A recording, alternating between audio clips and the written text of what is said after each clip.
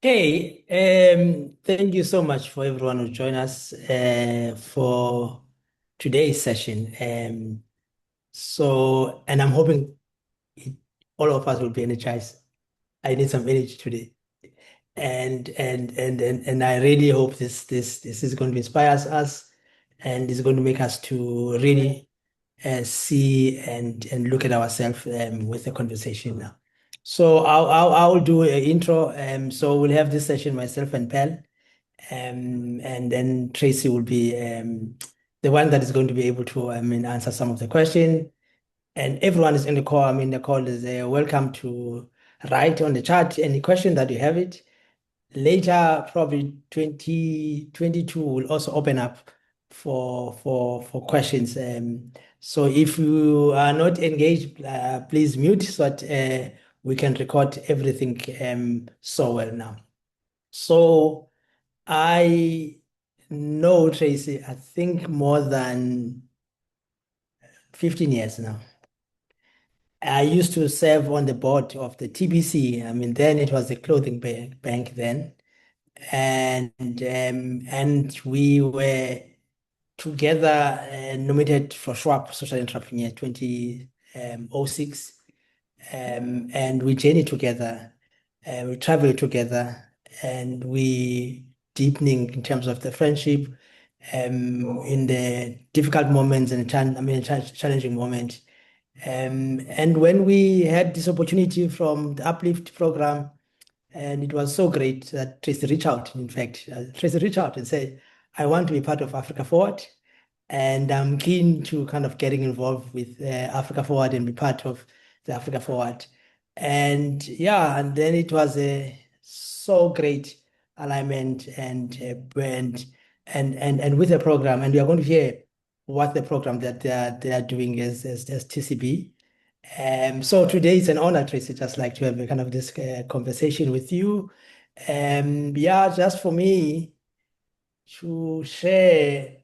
I mean, I'm really interested. Who's Tracy Gilmore? Who are you? Yes, I'm a 56-year-old woman now. That's time's gone very fast. Yes. So I'm one of the co-founders, obviously, of Taking Care of Business, which started 16 years ago. And I'm so passionate about what we do because just, my heart just gets bigger and bigger and bigger so much when you see the change happening. So Yes. it's a 16-year journey. I'm keen to know, what was happening before Mm. 16-year journey and how it comes about it to born this amazing, organization. Yes. So in my early 30s, I had started a business where we were actually weaving rugs out of off-cut fabrics and t-shirt trims as well. And it was a nice little business, but I almost didn't know how to make it financially work. And it was just, I couldn't get it right. So we had 14 ladies weaving and another four people also as staff members. And unfortunately, I had to close the business down, which was really heartbreaking. And I thought, okay, let me try and find jobs for people because I have to do this. And I couldn't find jobs. And that's when I started to think, what more could we do? We've got to find solutions here. And I had ideas and I thought, okay, well, there's quite a lot of clothing around. What could we do with the clothing? And I started thinking about, secondhand stock and all that kind of thing. And I just thought we could start helping people get outfits for going for interviews and things like that. And then I started to Google a lot, in Canada and around the world, seeing what's going on. And I had lots of ideas. And then my husband's best friend was married to Tracy's best friend, Tracy Chambers' best friend. So every now and then we would meet at a braai or something. And I'd always needed to pick her brain because, she's obviously a chartered accountant. She was also running the head of finance at Woolworths. So I would always need to go and pick her brain because often we've all got different strengths and different weaknesses. So that's why when you're working together, things can come together so well. And then we really started to explore and look at different options. And then Tracy reached out to Woolworths and I reached out to the City of Cape Town. The City of Cape Town gave us some space for free for a whole year to test the model. And Woolworths said yes. And we got stopped from Woolworths. And that really helped us kickstart the program. And that's why it was called the Clothing Bank originally. And we started getting stock from them. And then the relationships built across all the retailers. So that's been amazing. A big thing is that they can obviously claim their enterprise development points on their BE scorecards. So that's sometimes how the relationship starts. But honestly, when they come into the organization and they go for a tour, you can see they become our ambassadors out there because they can see the impact that they are giving to so many people's lives. So it started in Cape Town, and now it's Cape Town, Joburg, Durban, and East London. And then in about 2014, Click started to give us some appliances. I thought, oh, what do we do with appliances? These are customer returned appliances that are obviously slightly damaged, but not hectically. And that's when we realized, oh my gosh, there's an amazing opportunity now to recruit lots of men into the program and adding on the technical skills. Not we do business, finance, life skills, coaching, and mentoring, everything to create a safe, healing space for people to learn and grow and see what their strengths are. And those new friendships that form are so amazing. And that's when Repair started, and that's my passion project. I absolutely love Repair. That's Cape Town, Joburg, and in Durban. And now we're doing Remake because obviously in the industry, in the supply chain industry, there's so much surplus stock, like fabrics and trims and offcuts as well as clothing and appliances and homeware, all that kind of thing. So now we're getting access to all that. And then in 2023, the Reserve Bank sent us a call saying, you can't use the word bank in your name. But actually, the timing was right in an interesting way because it wasn't just about clothing anymore. It was so much more. I mean, there's a whole reskill program and early childhood development, Grow ECD, which is so wonderful. It's a passion project as well. So that's when we changed. We wanted to keep the TCB, the clothing bank, but now it's called Taking Care of Business. So that's a little snapshot of what we do. There's always so much to keep trying. Oh my goodness. Sorry, Livoya. I know that, you have proximity with South Africa. So I'm going to do the trump card for West Africa here. And as the female in the mix here, just listening to this. But honestly, Tracey, this blows my mind because you've touched on so many different things I'm not even sure you realize, right? And so because this is going to be going out to so many people who are entrepreneurial across Africa and beyond, I just want to press pause on a couple of things that are really important. First and foremost, Tracey, you are a female entrepreneur who is really representative. And we know that for social entrepreneurs, almost half of that comes from women. But you did something incredibly important. You stopped and realized that whilst I have this skill set, I want to bring in somebody else who's going to complement the skills that I don't have, right? So you did that. And then also the way you have iterated the journey, it was almost one of the things that we always get told as women, progress, not perfection. Don't wait until you have it all mapped out because you started somewhere where you were solving a problem and then you continue to change it even down to the problems with the name and go forward. So I just want you looking back now with the knowledge that you have 16 years on from that. If you were going to be giving advice to other people and now that you've sharpened it, what would you tell those female, because as you know, the Uplift program is looking at 70% women. It can be a difficult demographic. What advice would you give those entrepreneurs going back to that, your why story and how you built a foundation that is incredibly strong? Because you see, you've mentioned coming in with Tracey. Tracey came from the finance end. She had Woolworths experience. You had this. Before we even get into the meat of it, but that foundational governance side, what advice would you give those who are starting their journey now? Yes, that's such a good point. It's true because I think what is really helpful is we know what our strengths are and our weaknesses. And it's actually to focus on that. And I remember quite a few years back, I went and did the Enneagram personality. If you ever do anything on the Enneagram, it's really interesting because you can see all the strengths. And when you see the dark side, you realize, oh, that is my number on the Enneagram. And that's when you know other people's strengths. And when we build relationships, it's very important. And it's obviously, we've got to feel safe, obviously, and feel open to having these conversations. But it's really worth networking and building these partnerships and testing things together.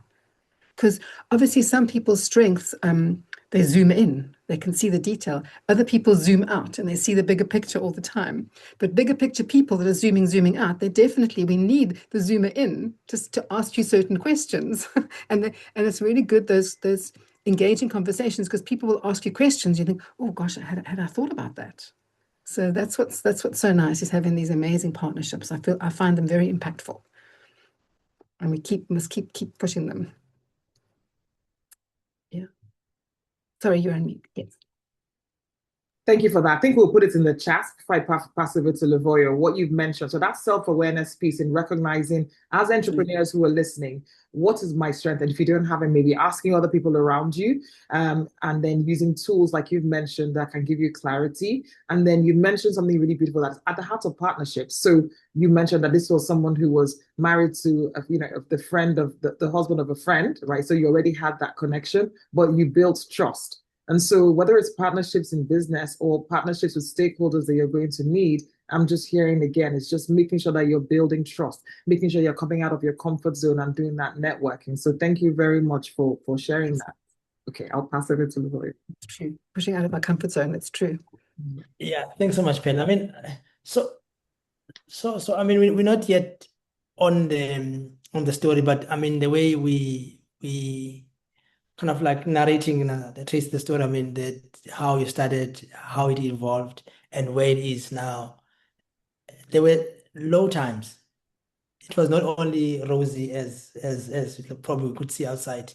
There was low times, and there were low moments. I mean, from the TCB as a team, and I kind of now think about the fire that took place. I remember when we Yes.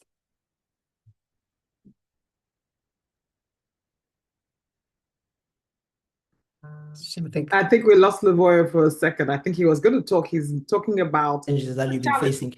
Lavoya. Okay, we lost you for a second. Please go back. So we had fire, and then yeah, it's like it's just like a fire. So like the network. So how you've navigating these challenging moments that really have like tested you. I mean, there were time of the EFF members. They were coming in and say, I mean, we are here to represent some of the staff members, like intimidating moments now, and how you kind of go through, I mean, these challenges and been resilient and still, I mean, stands, I mean, strong, and what in those moments you've learned as you Tracey and also as an organization in terms of TPC. Yes, that's a good point. And I think it's very important sometimes just to listen, to actually hear and listen, and then process things in your head. And when the building burnt down in 2018, it was absolute shock. I mean, can you imagine all the stock just disappeared? It just got all burnt. And we just knew that this is now going to struggle so many people's businesses. They're not going to be able to run their businesses. The space was, there was absolutely no space to even go training, no coaching, nothing. But interestingly, the building opposite us was on rent. And literally, this happened on a Sunday night, and on a Monday we could reach out and we got new space, which is just across the road, which was very lucky. And then I must say, our retail partners were incredible then. They came in and supported us. So within 3 weeks, we got access to stock again, and we were back on track. So it was absolutely incredible to see how those relationships, so when people feel safe with you and comfortable with you, and obviously the whole process is very structured. So there's contracts that we have, there's agreements that we have, and we're following through very structured processes. So they felt absolutely comfortable to support us further. So within a couple of weeks, we were back on track, which was quite amazing. And it did take 2 years to build that building again, to get the building right. It did take 2 years. So we are obviously back in the building now. And then what happened, obviously, during COVID, that was very interesting because I know lots of people did struggle then. But interestingly, the people in our program did really well during COVID because they could still carry on running their businesses and people were not moving around too much. So it was actually quite successful, which is interesting. And that helped people get their entrepreneurship skills going strong, and they're still running very good businesses. So as you say, sometimes there's something that goes scary, and then we can actually find the positive side of things because we're learning as we go, and there's always incremental improvement forever. So yeah, which is quite great in terms of listening. And so as we talk about, I mean that what keep you those moments, it's the strong relationship that you have with your partners, with your funders, with your I mean people that are next to you now. I mean if you can share with us how is important with that. I mean, because we run social innovators, we run in NGOs, we have this relationship. How important to keep those relationships, I mean, even in trouble, that they can be there for you so that you can able to maneuver those like the relationship. And then secondly, how do you build a strong brand with this kind of relationship to extend that they trust and believe in what you do? Because your currency is the trust that you have built over the years. Yes, absolutely. And it's true. It's building those relationships is so important and building them deeply. And that's why, as I mentioned, I really like people. I like meeting people in person, taking people actually on a site tour. And then they can talk to everybody and they can see what's going on, which really helps them feel much more comfortable. And then obviously we do a lot of reporting. So we've got our own PRM system. We track everything. We're tracking people because we're having obviously 5 different open days in a year to recruit. So there's a whole process through the open days. There's a whole process through recruiting people into the program. We track absolutely attendance. We track everything. We track how people's businesses are going. We track every single stock we get. For example, like in the repair program, we even weigh all the appliances. So we can tell the tonnage of the appliances that have been received. So we can provide a lot of reporting to all of our power partners because they need those reporting. So we track, which is a very nice system. And now with this whole AI thing, it's quite helpful in a funny way. It's actually helping us to get this data really quickly. And we've got an amazing team of staff that's their strengths. So you find people with those strengths and then you recruit them and then they manage the whole process. And you've got to have branch managers that create this safe space where it's very well structured, but people are feeling comfortable there. And then people start to breathe. And then when we start to breathe, we can see what our strengths are and we feel safe. So it's important there. So I think it's very important to have a well-structured environment, but it's also having everything is about our head, heart, and hands. Sorry, Pell, just to come in, like, because I mean, and another thing that also fascinating me, you put it so well, how you keep the relationship, based on evidence that you show that. But you have amazing team that are amazing that are working for TBC. That, most of the social innovators and NGO, they are struggling to attract good people. So how do you make sure that you're able to attract amazing people they can go and work in it, different companies, but choose to come and work with you? Because I think that's the biggest problem. When they kind of like say, we are struggling to get great resources in terms of working with our boss. We can't pay them a matching amount, that have been paid by private sector. So how do you get that? Are you selling the vision? What are you doing that we can able to learn from you? Yes. So are you meaning for the participants or staff? Staff. No staff. You've got a staff, not participants. Staff, outcome participants, yeah. So with the staff, yes, we've got a wonderful HR manager. So there's also she'll always do lots of interviews. There's a whole wellness program. So when we talk a lot about, it's about people, it's about the performance, it's about our partnerships, it's about obviously processes and everything. And we do a lot of wellness with our staff so that they can also be feeling very comfortable and they can also start to heal and they feel much stronger. So it's obviously quite a good recruitment process that's done. And we also do get everyone to do their Enneagram, which is interesting. And just because then people can also see their strengths. And then you can feel comfortable saying, okay, I need to learn more about this, that, and the next thing. So I'm very pleased with our HR process at the moment. We've got an amazing HR manager. She's really deeply skilled. And then she's also very structured. So there's like a policy and there's everything. So everyone can be sure what their job descriptions are. It's very clear on the job description. And then she tracks everybody. Everyone is tracked and everyone is supported.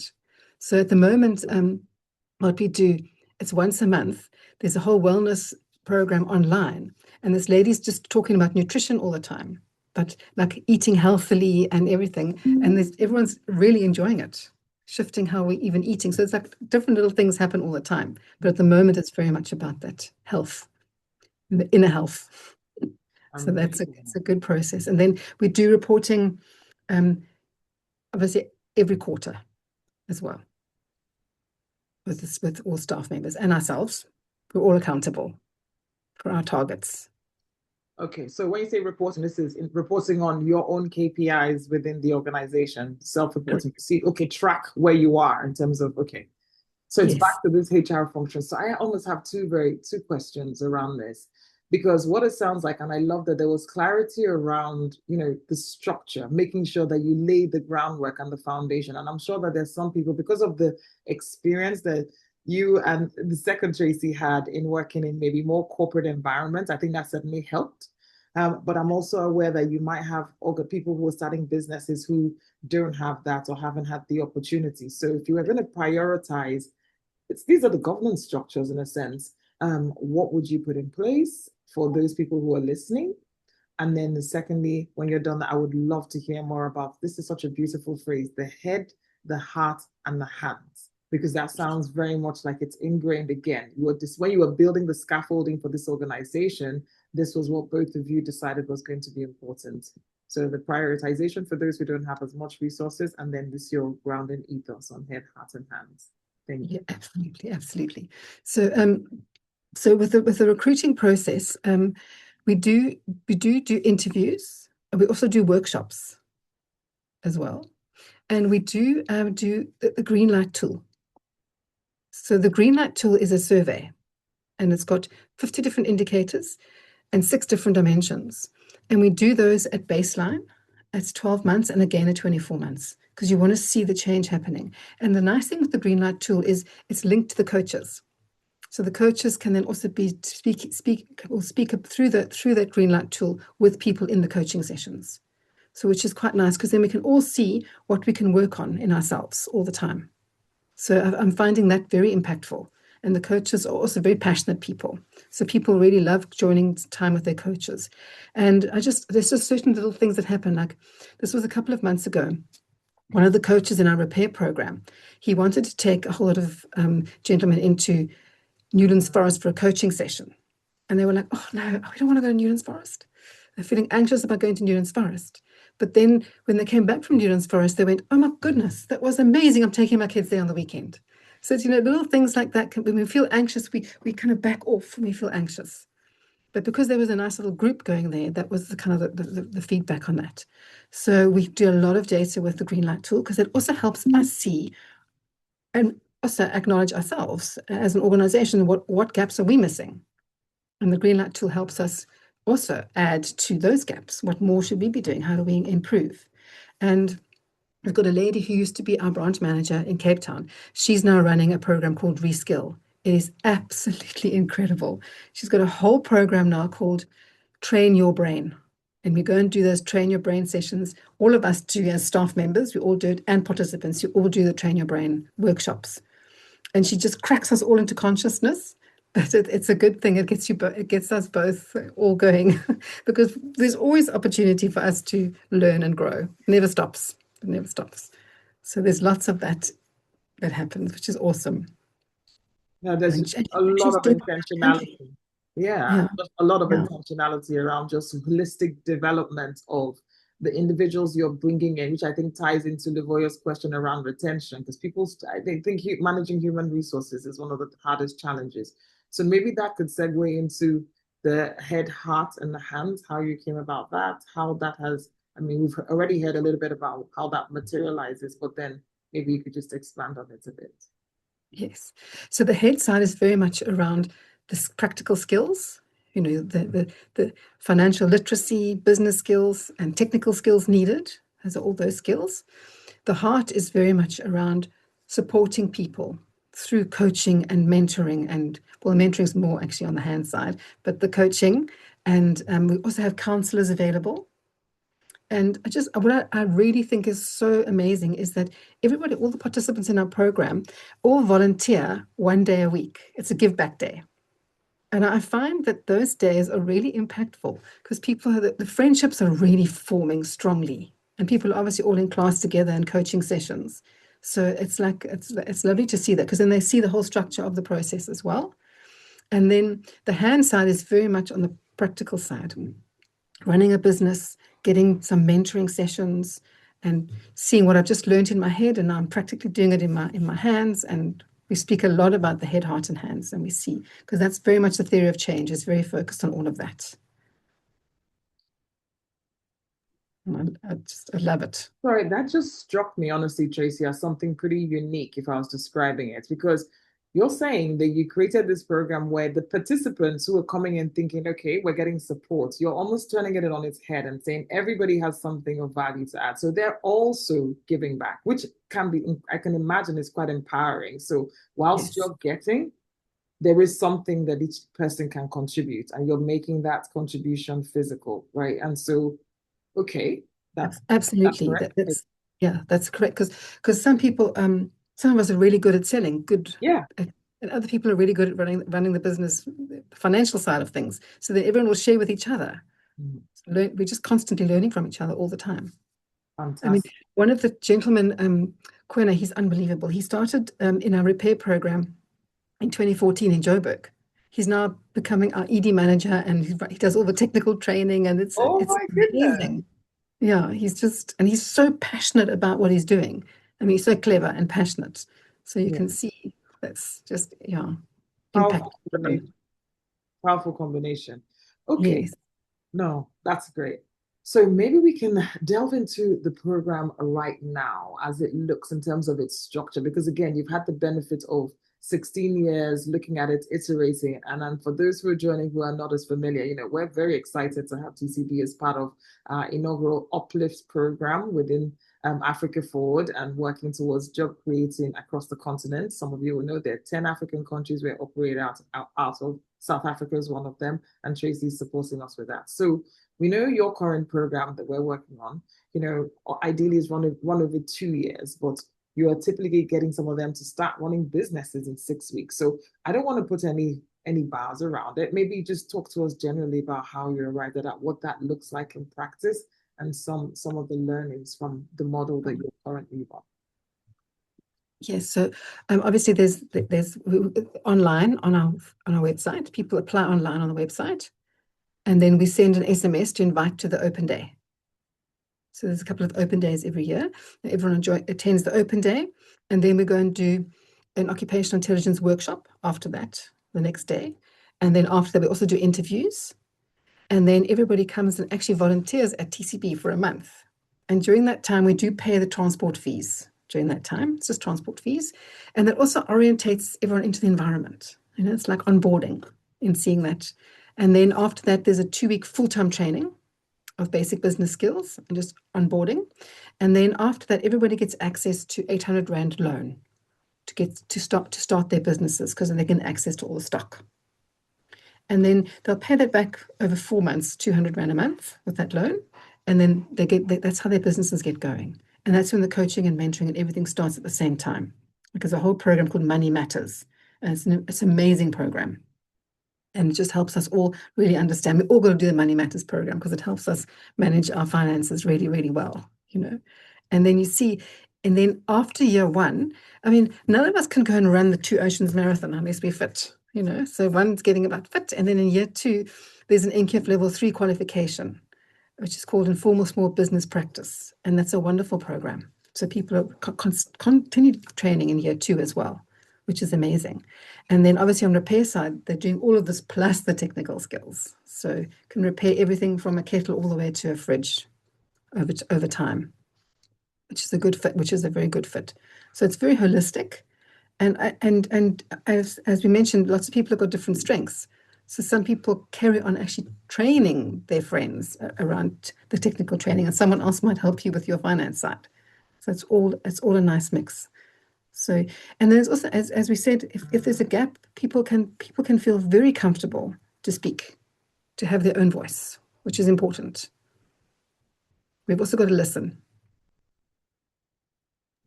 So I mean, like, it's amazing. I mean, like, this thing. So there's no thinking of expanding beyond South Africa at the moment to other parts of the continent. So, it's always been my dream.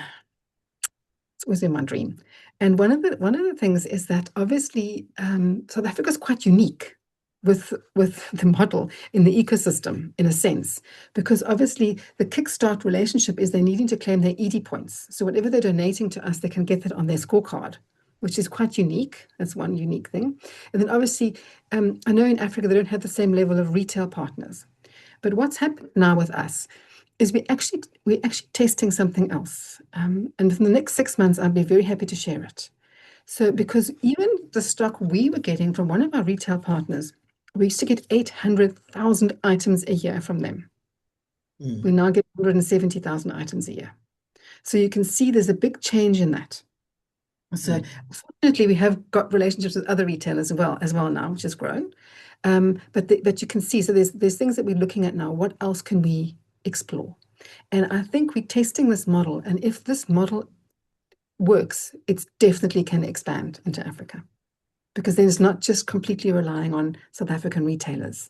What else can we be doing? So we're testing something, and we'll definitely share it in the next 6 months when we know the outcome. So how can Africa Forward play a part and work with you as we work in the continent? Are you kind of thinking in those lines in terms of like seeing that possibility, I mean, for opportunity? Because I think it's key for us, Africa Forward, to open up, I mean, the modeling that are working with other parts of the continent. Oh, definitely. I definitely think the repair program, that's the easy one to replicate, because there are appliances everywhere. So that is definitely something with repair we could definitely replicate. And then on the remake side, repurposing secondhand clothing and fabric offcuts and things like that is also something that we're testing quite nicely. And that's something that could also work. And I actually chat to lots of people in Kenya about that. So they're doing amazing stuff. Absolutely. They're doing amazing repurposing things there. Absolutely. It's just taking me back again on the sustainability side of things, because what you ventured into was very brave as well, because on the continent, it's still pretty nascent. It's still new to talk about sustainability. And I can only imagine what it was like 17 years ago. So maybe just talking about some of the learnings around how you made that happen, because it's become even more important, an agenda item for us across Africa. So because you've built these relationships where things that would have been ended up in landfills are now being used sustainably. You've also mentioned on the equipment side, the things that would have ended up in landfill, people are sending you items that are slightly damaged, get them repaired, and then it can be resold. We've also touched on something that, like you said, South Africa is a little different. And because we have people from across the continent on this call, I don't want us to lose them, because they might not be aware of what you're talking about, what this policy is on the PPP side. So maybe just start with telling them a bit about what the government in South Africa is doing, because we have people and organizations who can start to build these kind of relationships with the government in their own country to almost lay the groundwork for the likes of TCB to come into those countries. And then tell them, what you've learned using this sustainability circularity angle in the incredible work that you're doing. Yes, absolutely. So we're actually building a nice relationship now with the DFFE, the Department of Forestry and Fisheries. Thank you for defining, because I was going to say, we know we love our acronyms in Africa. We all have, and DFFE, I promise you, stands for something else in Kenya, Nigeria, and Uganda. Thank you. Absolutely. So we've got a nice relationship with them now, because they've created the producer responsibility organizations. That's what they've had that happening.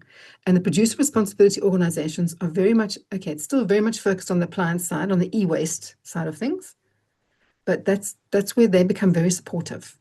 And the PROs have also got to be accountable for what they're doing. And all the retailers have now got to have partnerships and become members of different PROs. And that's also really helped our repair program, because it's connecting, because they've also got targets that they've got to reach. So we can build a relationship with them quite easily with the PROs. Incredible. So which is a good thing. That's it's bringing me back again to the policy work that we look to do at Africa Forward, because it's very much tied. So when you say PRO, the Public Relations Officer for the organization, is that right? It's the Producer Responsibility Organization. Which is why it's good to ask the producer responsibility. So what it is, it's just tied as an overall, whether it's metrics, milestones that they need to meet, tied into what the government is going to give them, benefits on or benefits from. So of course the incentive is there, systemic change for the organizations to do these things, because governments will give them a benefit from doing that. They have goals that they can then report on that they've met with their own stakeholders. And of course, the knock-on effect is that these incredible individuals that you're supporting, who are coming into your doors, are benefiting directly from that, and a knock-on effect on their country. So it's just to say that when we, try to, or we're intentional about the systemic change element of the work that we do, these are real examples of how it's been done and how we hope to continue to, replicate these models across the continent. Absolutely, because these models are very much around the social impact, economic change, sustainability, as well as also supporting the environment. Yes. Because, things becoming quite a dumping ground.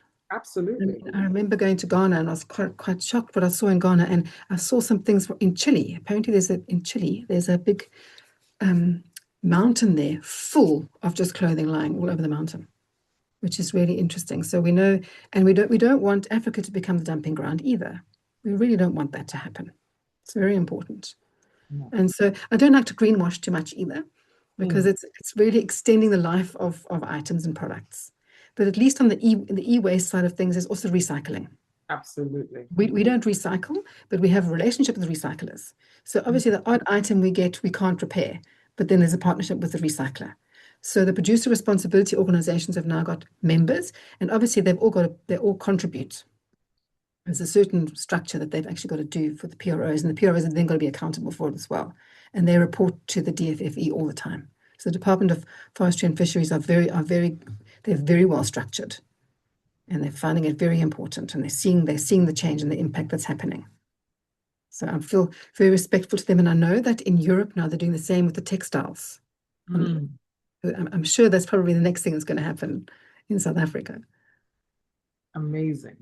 Okay, maybe we can take it from policy to ecosystem development to personal. So with all of this impact that we are doing and so amazing, how does it make you feel when you see 16 years and really changing people's life? And for you, all of this thing, what does it mean for you? Yes. It means that I don't want to give up. I want to do more and more and more. Just keep pushing, because we can see the change that happens.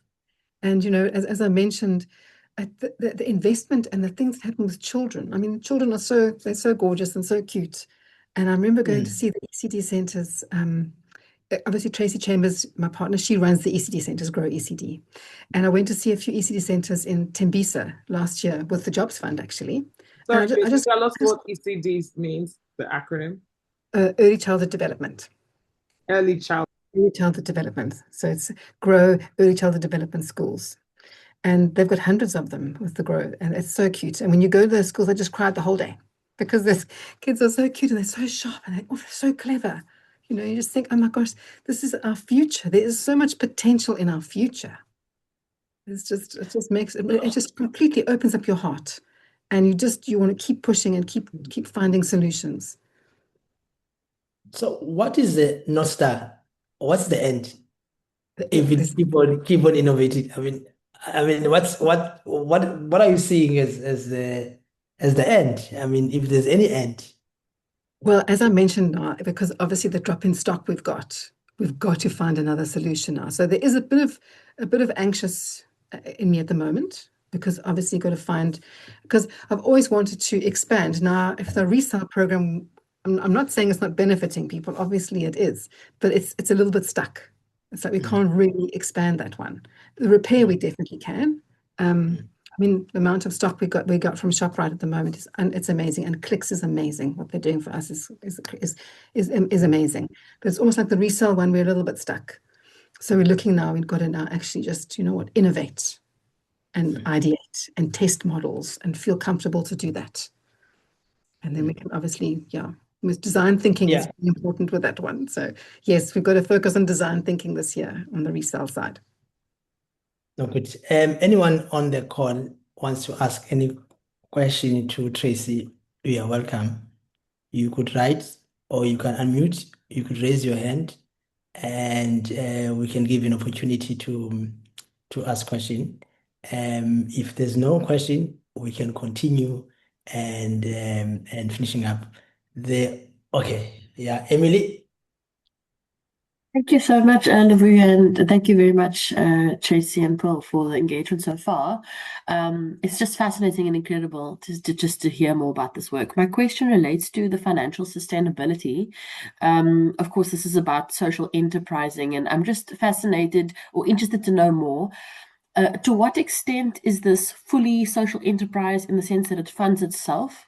And to what extent is it something that is a sort of charity that is funded? In other words, how do you ensure that it's self-generating? And apologies if I missed that in what you shared. Oh, no, perfect. Thanks, Emily. So obviously, we're about 75% self-funded. That's what we do. So getting access to the stock, we do sell the stock to the participants. Obviously, not at a crazy high rate, but we do sell that, and that generates revenue for us. And then we do have relationships with funders. So at the moment, we've actually got a relationship now with the Jobs Fund for the next 3 years, which is amazing. And the Allen Gray Philanthropy, we also had a fantastic relationship with them. So it is, as I said, about 75% self-funded across all programs. For example, the remake program, as we're testing that program now, that's not 75% self-funded. We're still testing it. But ultimately, that's the end goal, is to get there. Definitely. Thank you. Yeah. Thanks. Any other person that have question for Tracy? Once you understand the model or any question that from Tracy, I mean, you are welcome. In the meantime, that we're looking for hands. Yeah. I've got a letter on the chat that I want to share. It says Africa Forward Funders letter that we driving now. We need more signatures. So if you, I mean, please just sign in. I mean, it's a great opportunity for voices for everyone with the funders. So we are looking for 1,000 signatures. So I wanted like to appeal that, I mean, just for us, for Africa Forward, we need the signatures in the next 6 weeks to get these signatures. And I think also, Tracy, we could also ask, I mean, after this, to assist with the ladies at TBC to get those businesses to sign the signatures, because we need as many people signing up, because we need more people to sign like the signatures now. So go back to where we are now, because I kind of like use the ad for that. How is the impact of the Schwab in your journey? I mean, been 10 years now, it's been social Schwab, I mean, social entrepreneurs. How is that impacted in your journey? Oh, absolutely. It's been an incredible learning journey with them, because there's always that deep engagement and learning so much, there's at the conferences and things like that. I mean, for example, when I did go to the Chinese conference at the World Economic Forum conference in China, it was just so interesting to see. We have forgotten the name of that company, but I'm definitely going to reach out to Schwab again, because there's something else to explore there, and I'm sure we would all be quite interested in it. It is actually a South African technical company that started something in China, because lots of, obviously, people are all coming into cities, and they were saying, okay, in China, they were thinking, how could we help youth start businesses in more rural areas? And there's a whole 1-year course now. And gosh, these lovely young men came and presented what they're doing. They've done this course, and they've actually gone back into rural areas and actually started businesses, which I think was quite amazing. And that was like a Schwab environment that really helped us learn so much from that. So I'm definitely going to get the contact there, because I think I'd love to learn more from them. Because this young man, one example, he went back to a rural area and he's now started a whole tea business, with growing, which I think is amazing. And I mean, I know in our continent, making hemp fibers is like something that is working quite well. People are testing that model, and apparently rooibos tea has like doubled in South Africa over the last couple of years. So there's lots of things to explore in rural areas as well. So I've learned so much from the Schwab Foundation. And we've got a lovely network of colleagues now, really lovely network. Yeah. Yeah, no, that sounds fantastic. And I know Livoya's used that to segue into, I loved Emily starting off with that question around sustainability, because really, why it's bringing us here? We're talking about social entrepreneurship as a model for economic development and in a way that's sustained. And so it's clear that you have a model that is thinking very much around that. That's why we have this funders letter. That's why we're asking for greater support, because we really do want this continent to grow. And you've talked about going up to China and seeing this work. So let me just bring this back home again, because you're supporting lots of people who are social entrepreneurs as well in your mix. You've seen those who are successful, and you shared some really beautiful stories about those who've gone on to graduate from your program to then become employers of labor. What would you say are some of the things you've observed that help with distinguishing those social entrepreneurs who succeed and have longevity from those who don't? So this is going to be advice to those who are on the call, who are coming in from, whether it's a stakeholder who's doing the training or one who's looking to fund and is looking for what KPIs to be including in the individuals that they work with, or the social entrepreneurs themselves. Would just love to hear some things you've observed over the years that have set these entrepreneurs apart. Absolutely. I think it's also got to do with, because as entrepreneurs, we zoom out a lot and we see that bigger picture all the time, but we definitely need those strengths of looking at the detail, because then testing something, you want to be nice, deeply diving into it, so that ideation is a good thing, but it's actually the design thinking. I really like that design thinking course, because it really helped me understand, no, Tracey, you can't just do that, you must go. And that's what really was very, very helpful with that. So I think because we're passionate people, but it's also good to be working with other people's strengths. It really works really well. And obviously we can also get a bit triggered by each other sometimes, but we must just breathe and listen and test different things, because it's important. Because there's so much potential out there, and things can go wrong. We know that. And when that happens, it can make us get a little bit stuck. But we've got to still accept this is where we are. I must move forward, because we can sometimes get stuck in that negative things. It can help us. We can get a bit stuck like that. So that's why we should all go and get Nikki to come and help us train your brain. No, it sounds amazing, absolutely. And I love that you've identified one of the common characteristics, but it's just making sure that you're taking the time to press pause, to create that self-awareness, and then find the supports, because not one person is going to have it all. And I love that you created reminded us of the reality of this, which is that there will be the friction that occurs naturally sometimes, but then it's just, working around that intentionally. Yeah. But when we build our relationships like this, I mean, I actually asked Leboya a little while back if we could please, in Dunoon, because in Cape Town recruiting, we've got no one from Dunoon actually in the repair program. So now we can also go and use that space to go and do a little presentation in Dunoon. So it sounds like a small thing, but it's not. It's a big thing. Sometimes we think something is that the ripple effect is actually big. Yeah, no, I mean that has to happen. I think that's going to happen. But my two questions: when are you thinking of writing the book? Because there's so much inside. I love it. You heard it here first. To write a book. Yeah. Yeah, about the journey, about the story, because there's so much that the learnings can come in. Because I regard TPC as one of the top 10 leading social innovators models in South Africa, even in the continent. There's so much that we could learn from you, because the way you kind of run it, you run it so well. It's just like the way it's like so that content, it can be shared. It could be a case study. It could be something that can be so there's any thinking that of documenting this journey. Interestingly, Tracey Chambers is working on that. She is working on that. And I'm pretty sure we'll GPT can do that. Yeah. Okay. Can you brag, just for bragging for us, how many awards this year, only last 7 months, that we have won this year? How many hours? Awards. Oh yes, actually there's been quite a few this year, interestingly. Yes. We have so Tracey's got quite a few awards, the CSI award. Also from the Cape Chamber of Commerce.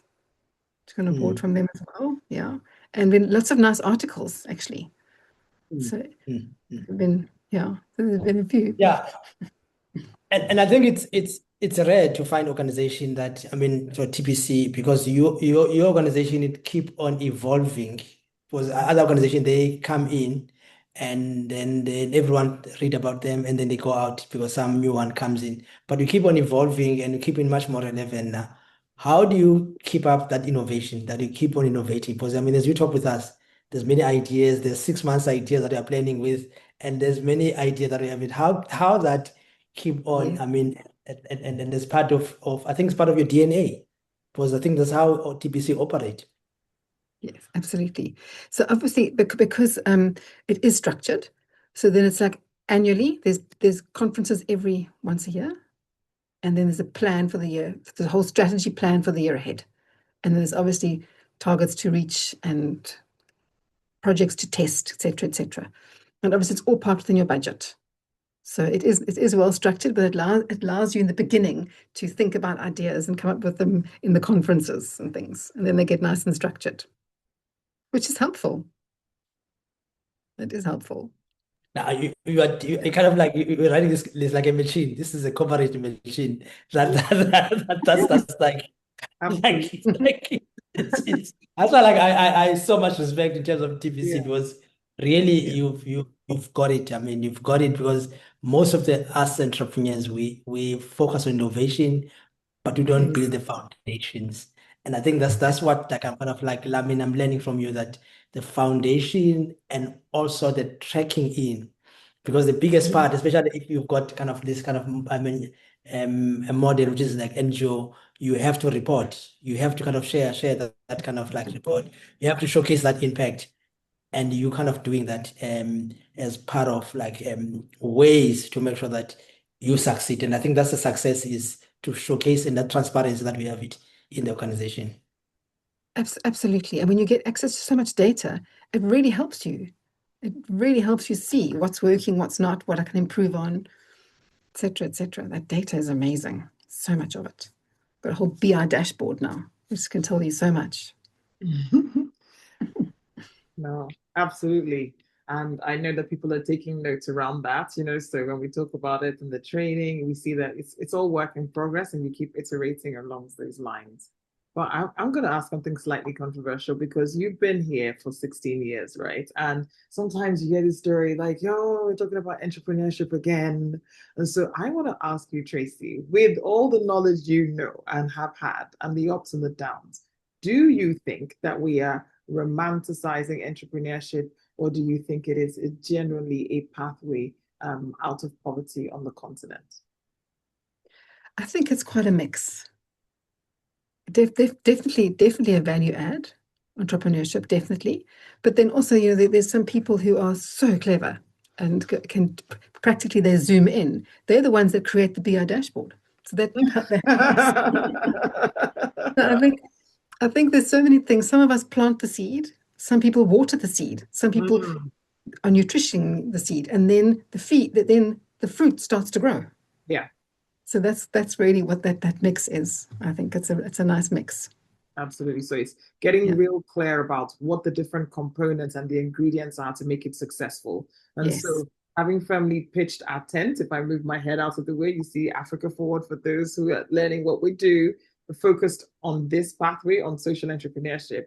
Maybe just leave us with some words around sustainability for supporting this area of social entrepreneurship. Looking back, if you tell Tracey, letter to your younger self, things that you absolutely must be looking out for and doing to support the social entrepreneurs on the continent. Absolutely, because there is just so much potential on our continent. It's a beautiful continent with beautiful people, and we just got to find environments for people. And there's so many opportunities to try completely different things. It doesn't have to be exactly replicating things in the capitalist environment. There's different ways that we could be doing things. And I think that's what's important. And building your network and building trust. A trust relationship is so important. That's really, really important. And that's why we have those strong trust relationships, because of, as we mentioned, the reporting that we can do, and the structure is so detailed, so they're feeling very comfortable with it. So I think networking is amazing, and sharing with each other, sharing ideas. Like, I think we all like being on LinkedIn, because our network there is a lot to learn from each other. We'll never give up. We just keep looking up and pushing forward. Yes, please. We certainly do not. I think there's a So question last, in the chat, Livoya, please. yeah, the last question, like, do you recruit participants based on the jobless poor or based on the talent or based on the skill or willingness? So how do you recruit? I think, in South Africa, it's very much unemployment is high. So it's mostly people that don't have jobs. And it's actually mostly moms and dads. That's where we focus a lot on parents. We're working with moms and dads, very much so. We did test a youth one in 2018, and it actually wasn't that successful. But so now we don't only do a youth intake. We bring the youth intakes into all the groups, and it's actually more successful. We've noticed that now. It's actually more successful having a mix of ages in groups. Yeah, it was Would you interesting. say, Last question. sorry, go ahead, Livoya. Yeah, so we are about 2 minutes to close the session. And I think the question will be more, you do so much and do amazing work and you continue doing it. And the need is it's kind of like endless need that you're kind of solving. So how do you remain centered and take care of yourself, the well-being, and the team to make sure that with all of this complexity that you're dealing with, you're able to have people that like, yeah. So how do you kind of centered, because the biggest challenges that we find ourselves in with all of these pressures that we're dealing with. That is so true, because I think we don't think about ourselves constantly. We're always thinking outside of everything, and we don't look at our own space that we need to be safe in an environment as well. Otherwise, we can get very anxious, and that anxiety makes us get very stuck. So I absolutely agree with you. We should be focusing on ourselves as well, and we often don't do that. Okay. Self-care, yes, absolutely, I agree. Self-care is important, but we're not always. I remember a practical one. I was with you in China and we were on treadmill and in fact India in treadmill and you were kind of running faster than me. I was like, I 56 and 50 and 52. How are you so strong in terms of that now? So I kind of remember, the kind of a journey now. So I don't have any other questions. Just to say thank you so much. Thank you to everyone. It's been amazing and really the energy that I was looking for, I received. And it's amazing journey for TBC and continue with this amazing work. We are so proud to, as Africa Forward, to be partner with the TBC.